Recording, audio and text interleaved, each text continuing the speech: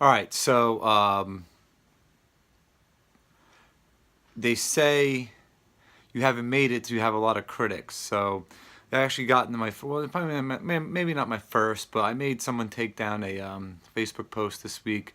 There was a lot of negative comments and whatnot on it, and instead of getting into more of arguments um, with the people, I told the person who posted it and tagged me in it to just take it down. Arguing with people who are uneducated sometimes is like, it makes you want to rip your hair out. It's like unbelievable. So I'm gonna do a quick little video here. Well, I don't know how quick it'll be, but I'm gonna do a video about it's basically gonna be training 101 for parents who have kids that are athletes. So when someone asks if we could train their kid, um, it's always the same things that they have in mind. They want their kid to be stronger. They want their kid to be faster, maybe more explosive. They want them to perform better in their sport, develop more confidence. These are all things that training can definitely help. Where people get confused is, strength conditioning, strength and speed training. So performance, I call it performance training, is not sports training. I mean, it is, but it's not. So, I actually had a mom call me this week, and she wanted to have her kid do like quarterback drills and stuff. I'm like, I'm not a quarterback coach. We could help him get stronger, faster, throw the ball further and stuff like that because he gets stronger and more explosive. But, the actual mechanics of the quarterbacking, he's got to find a quarterback coach for that. So that's what we don't do. I'm not going to go out there and teach. Though I play a lot of sports, I'm not going to go out and teach how to throw a baseball, throw a football, kick a football. The most specific that we're going to get is with sprinting. I could teach sprinting. So track athletes, I guess, that becomes very specific. But we could teach football guys to sprint faster, run the 40, that type of thing. But I'm not going to go over how to get in your lineman stance, how to block, soccer drills, all that type of stuff. We don't do that. What we're here to do is put more horsepower into the engine, make sure the tires are inflated correctly, etc., etc. So every athlete that comes in here, we start them with what we call GPP, or General Physical Preparedness. This is the fundamentals and the basics of training. This is going to be core work, making sure your abs are strong, making sure, and everybody's going to start.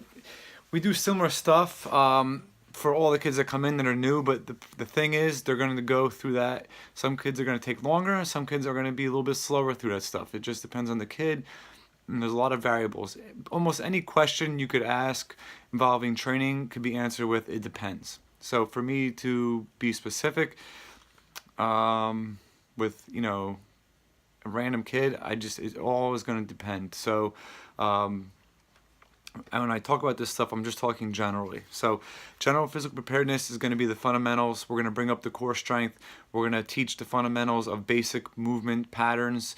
So when you're talking about training, there's basic movement patterns. It's going to be squatting, rowing or pulling, picking something up off the ground, or we'll call it a deadlift, lunging, twisting, planking, push-ups. All these things are just basic movement patterns, and we're gonna overload them. We're gonna do a ton of that stuff. Once they have a base of general physical preparedness, they're mastered the fundamentals and all these movements. They're in good enough shape to recover from workouts, that they're not like so sore. They should be able to work out almost when you're in general physical preparedness phase. You should get to the point where you could just do this stuff every day. When they get to that point, then we start to incorporate barbells into the training. Now, the reason why we use barbells, some parents, it's unbelievable. They're like, why would you use a barbell with an athlete? They're not powerlifters. Well, the way to develop maximal strength is through a barbell. Yes, there's other ways you could do it with like strongman training and whatnot, but that's actually more dangerous than a barbell. A barbell is going to be your safest, easiest way to develop maximal strength. Maximal strength is the maximal effort, is basically using as much weight as you can for 1 rep. Or you could technically say 1 to 5, but usually it's 1 rep. I like 1 rep because Typically what happens when people get hurt training is that they do too much weight that they can handle for too many reps. So if they can't get 1 rep, okay, they can't get it. They're not going to get hurt trying to get it. If they try to say do 5 reps, they might do 1, 2, 3, and then their weak point gives out, and they get hurt at that point because their weak spot gives out, which is typically the lower back. That's why we spend a ton of time in GPP phase developing the lower back on our athletes, because usually the lower back is super weak, and in order to be safely training with a barbell to develop maximal strength, you need to have a strong lower back. So every time they come in the gym, they're doing back extensions. Now, GPP also needs to be maintained all the time year-round. So even if we move on to a phase where we're using barbells and doing explosive stuff, we're still maintaining a base level of general physical preparedness. Back to the maximal effort. Max effort method is the greatest method in strength training. If you ask any coach who knows what they're talking about, they're going to say the maximal effort method is most important. This is why every Monday we do max effort lower body with almost all of our athletes. And if they come in on Wednesday and they haven't been in the gym that week, they're doing max effort lower body. We're not skipping it. So, and what that means is we work up to a max. We work up to a 1 rep max for that day. It might not be it might be a record for them, personal record, a PR, or it might not be a PR. It might just be a heavy lift for that day. They might you come in your body cycles, so you're not always going to be on top of its game. So you might come in and they might work up to something heavy. It's not a personal record, but it's just something heavy for that day, and you say you call it quits. It's done. That's it. Okay, that's the maximum effort method. It's only really a few sets and reps. Let's say you deadlift 300 pounds. You might come in, you do 135, 185, 225, 275, and now you're getting close to your max. So after 275, you might do 295, 305 is a record, and you're done. That's it. So that should take about 10 minutes, not even. If you're not that strong, it might take less than 10 minutes. If you're really strong, it might take 15 minutes because you have to do more sets to work up to your max. Now, that max effort might be, it doesn't have to be in a classical lift, meaning squat, deadlift, or bench. It could be in something else. It could be in an overhead press. It could be in a pull-up. It could be a strongman thing, like an odd object, like stones, kegs, stuff like that. It could be a rack pull. It could be a deadlift off of pins against bands, off with chains, all that stuff. So, we always are varying that. We change them every week.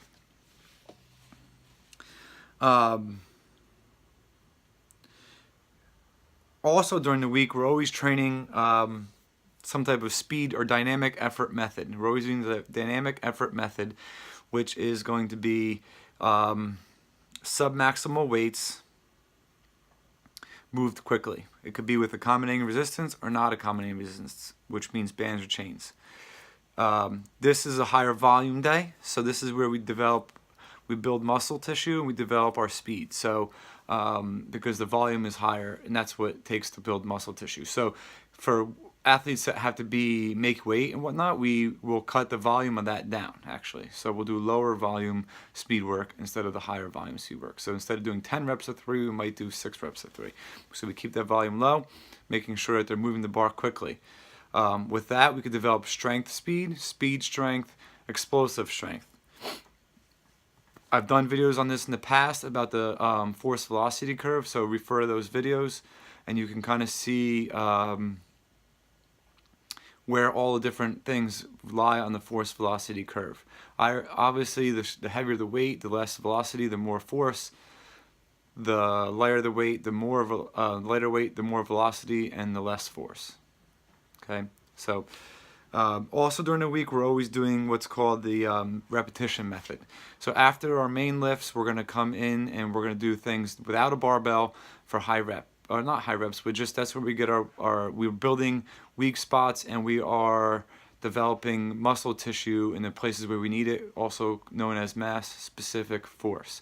So we want to put weight on and develop mass where they need it, where it's going to help them perform better. Usually what we do is we find places where they're having trouble. We know that certain athletes basically need certain things. So like if an athlete needs to sprint a lot, we need to have strong hamstrings, back, glutes. So we're always doing that in their supplemental lifting. We also are using their max lifts to take into consideration where they break down, and we know that's their weak spot. If you never do a max effort lifts, you don't know where your weak spots are. How are you going to know? How are you going to get better if you don't know where your weak spots are?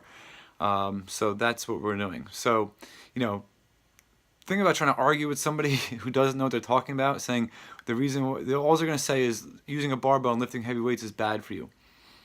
Also, I want to throw this out there. It's never been, there's no evidence to back up that lifting weights for adolescence stunts growth and is bad for growth plates. There's no evidence, no research out there to back up that claim. That's like an old wives' claim. Obviously, you don't ever want to put somebody in the position to do something that they can't handle. And that's what's, I think, pretty tough with high school weight rooms is the kids just, they want to do what their friend is doing. So they put themselves in positions to do things that they can't handle. That's why we have general physical preparedness phase. That's why when we do the heavy lifts, we're watching and making sure we're loading correctly and we're getting weights that they could handle.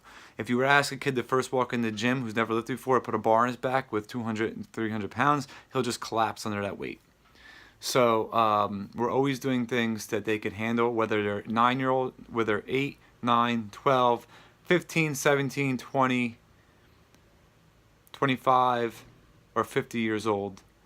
We're always making sure that they're doing weights that they can handle and things that they can handle.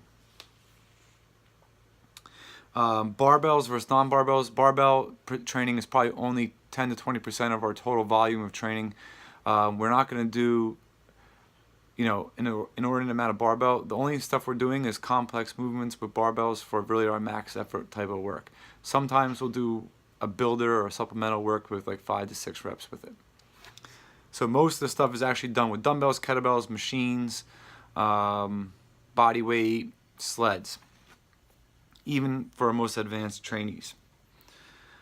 What else am I trying to go here? Special strength. Now this is where it gets kind of complicated. So you could take someone who hasn't trained before, you give them a lot of general things that are not related to their specific sport necessarily. And all training, let me preface this with all training is general, okay? All training is general. So you can never recreate your sport in the weight room. It's just not possible. All of it's going to be general. So doing a squat for a football player or a sprinter is going to be general. Doing a squat for a wrestler is general. Doing a squat for a soccer player is general because it's not playing soccer, it's not wrestling, it's not sprinting, and it's not playing football. We're trying to build and develop the muscles that help you perform better in those sports. And every sport needs legs and hips. So that's why the main exercises for a lot of athletes are going to be similar. Now, where it gets a little more complicated is when someone becomes an advanced trainee and they need more special strength. So basically you're trying to correlate the range of motion, the duration, the sequence and direction, and the timing of an exercise with that of their given sport.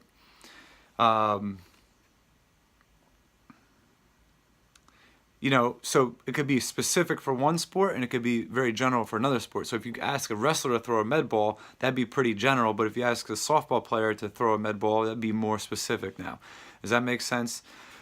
This is about as specific as you're going to get, okay? And this is for a very small percentage of the kids that we train. The most specific, you take a football player, the most specific you're going to get with football would probably be some type of either simulated type of blocking or motion that's going to simulate blocking or some type of motion that's going to simulate running or actually sprinting. So resistance, that type of stuff. That's as specific as you're going to get, and that's still very general. Unless you go out in the field, put your pads on and play football, it's not going to be too specific. I hope that this kind of answered a lot of questions and may have even confused some people about training, but this is basically just, I'm trying to kind of explain. It's hard to explain because everything always depends, but it's I hope this kind of lays out the way we do with our training. I actually forgot jump training too, so we'll throw in jump training to all our athletes. And we can get more specific with jumping towards, the planes, the angles, the range of motions. That's why if you notice, we'll have like a lot of our baseball players will be doing a lot of lateral jumps or transverse jumps, jumps where they jump one direction then another direction, so sideways then forwards. Most athletes are going to benefit from a lot of horizontal jumps and a lot of vertical jumping, because sprinting is both horizontal and vertical displacement. So, most of our athletes need to run faster. I actually like having a lot of our wrestlers do a lot of kneeling jumps and a lot of horizontal type jumping. So, all in all, I just wanted to kind of go over how we go from general to specific, training 101, how we go from going from a beginner to becoming more advanced. Even with, as I didn't even really touch into this, but with our special strength, you also could be developing reactive strength, we could be developing speed strength, explosive strength, all those things. So we're always trying to push all those up, and the ways we do it will vary. For the most of our trainees that are like high school, freshmen, sophomores, juniors, they'll be doing a lot of similar things because they have similar needs. And that's it.